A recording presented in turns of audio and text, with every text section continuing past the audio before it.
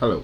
So in this video we are going to look at the details on how the emitter resistance affects the headroom, which is very important.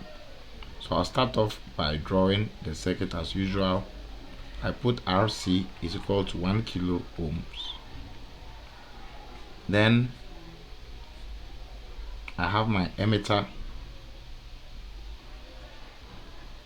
resistance connected between the emitter and the ground. Then my VBE, both bias and the small signal changes coming in here. Okay, so when there's no signal,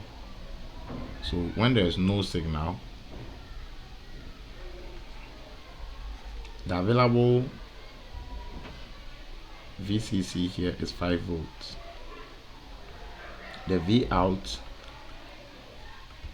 is equal to 5 volts because IC is 0 and this acts like an open circuit. So when there's no signal,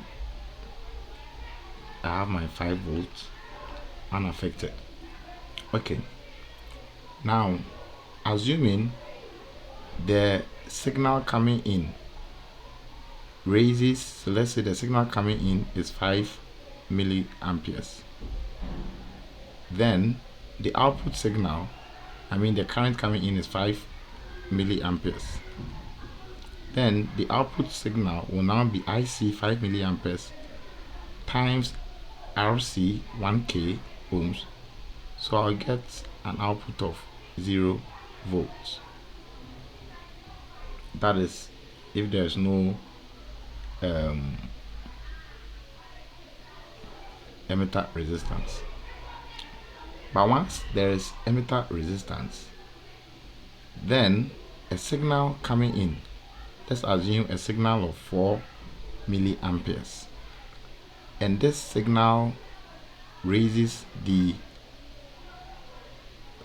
value here to, let's say, 200 millivolts. I'm assuming that the emitter is approximately equal to the collector current, because of course we know that the emitter current in natural sense is equal to the base current plus the collector current. But if this is very small, then we can approximate them to be equal. Okay, so what happens is, this time around, if I want to measure the output voltage with a voltmeter, so it measures between this and the ground. Am I going to see 5 volts when there's no signal? So assuming the voltage from here to this point here, that's what I'm measuring, the ground point. The voltage difference is no longer 5 minus 0, which is the ground voltage. The endpoint voltage has been raised to 200 millivolts.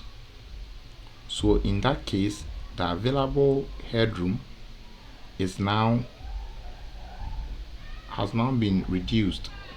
So the 5 volts here has been reduced by 200 millivolts. So it means that yes, I can still get the upper limit, but then the range that the output can be is 5 minus 200 millivolts. So when there's no signal and I measure between the VCC here, VCC is now going to be 5 volts, but between this collector voltage and the ground, I'm going to see 4.8 volts. So my output voltage now becomes 4.8 because it has been consumed by the emitter resistance. Okay, then we also know that you don't want the voltage at this point to drop below 700 millivolts. That means for the device to remain in saturation, you need to take away another 700 millivolts from this, giving the available range to be only a range of 4.1 to allow swinging.